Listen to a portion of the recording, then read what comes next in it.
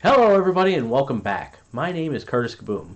Now, for today's review, I'm actually doing something that I haven't done yet for this channel, and that's review a movie that's not a horror movie.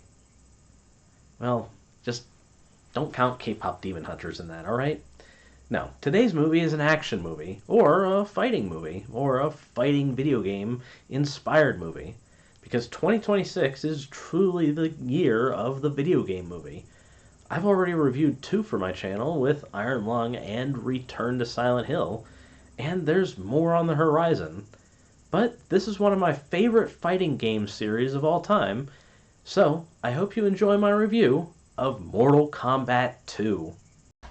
Mortal Kombat 2 is a action movie and sequel to 2021's Mortal Kombat. And let me just start off this review by saying that I think this is a great sequel that builds off everything that the first movie established. There's more fights, more action, and more blood and guts for the fatalities. And something that truly impressed me for this is that all of the cast members from the first movie returned for this one. That's actually quite an accomplishment that nobody was recast in such a character-driven movie like this. But, of course, there are some additions to the cast.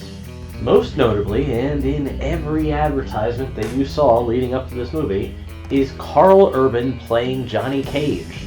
Johnny Cage is an extremely popular fighter from the series, and I honestly didn't think that Karl Urban was a right fit for this leading into the movie. I don't know why I initially didn't like this casting, especially since I think I've liked everything that I've ever seen Karl Urban in. And he definitely flexes his acting ability because he does play a pretty damn good Johnny Cage. He was almost immediately able to change my knee-jerk opinion going into this movie. And although the advertising definitely favors making you think that Johnny Cage is the new main character of this movie, I'd say that the character that gets the most spotlight is Katana, played by Adeline Rudolph. They really focus on Katana's story because it's a good way to show what happens if Shao Kahn actually wins this 10th Mortal Kombat tournament against Earthrealm. Mortal Kombat 2 definitely learns from the mistakes of the first movie and goes with a more show not tell mentality. But don't worry, they still do a lot of telling. But they definitely don't just scoop up the new characters to drop a bunch of exposition and have 45 minutes of training montages. In fact, they almost retcon or ignore all the things that I really didn't even like in the first movie. Gone are the days of dragon tattoos and Cole Young. Well, Cole is still here, but his first opponent is Shao Kahn, and that doesn't go very well. I still really want them to bring him back as Smoke someday, though. It makes perfect sense. He's Cole! Smoke! Yeah, whatever. I gotta say, if you wanted to skip the first 2021 Mortal Kombat movie, I'd say you probably could, and you'd be fine just jumping into this one. By fixing all of these problems, they're able to focus a lot more on the fights. And they actually feel like a tournament in this one. It's probably the best implementation of a fighting tournament that I've ever seen in a movie. And that includes the tournament from the original Mortal Kombat movie from the 90s. And they give some of the fights some actual time to be fleshed out.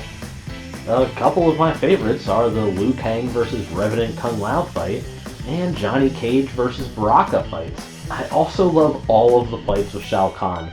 How he's just fighting multiple people at the same time. They did an incredible job of making Shao Kahn feel like a badass final boss throughout this entire movie. And it really establishes how badass he is by being able to pull off one or two fatalities on some of the good guys.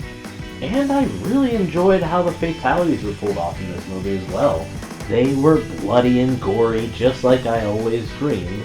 And it's a nice mix of old school fatalities and fatalities from the newer games as well, which is actually another positive for this movie as well. Because Mortal Kombat has a 30+ year history in video games, they're able to pull a lot more lore and Easter eggs from the history of these games that didn't even exist when the old 90s movies came out. They were able to foreshadow things from Mortal Kombat 3, 4, and Deadly Alliance, and also brought things from Mortal Kombat X and later into this. I really don't know what is in the future for this Mortal Kombat movie franchise. They could go in a lot of different directions. Now, I know that this review has been pretty positive so far, but I did want to talk about some of the negatives I had. And like I said earlier, the first one had a lot of exposition explaining exactly what was going on with everything. And although this one cuts that back to focus on fighting, it still does it. And it's not really better written in this one than it was in that one. Some of this stuff just sounds corny when these people are talking about it. And I guess my second big complaint is that some of the CGI backgrounds can look really bad. Now, all of the practical backgrounds look fantastic, but one of the final fights really bothered me the entire time I was watching it. It takes place in Netherrealm, which is essentially just fiery hell, and I guess the CGI is fine, but it's just such a mess. You can't tell objects from the rocks, from the fire, just a lot going on. And the way that the whole scene is shot almost feels nauseating.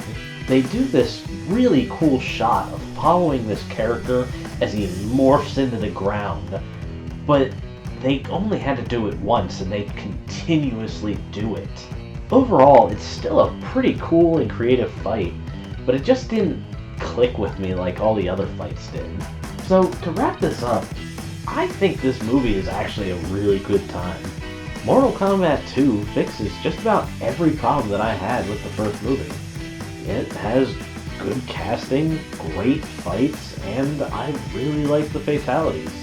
Now, I'd probably have to see it again and maybe break through a couple walls of nostalgia to actually say that this is better than the original 90s Mortal Kombat movie. But honestly, I think it's better in most ways.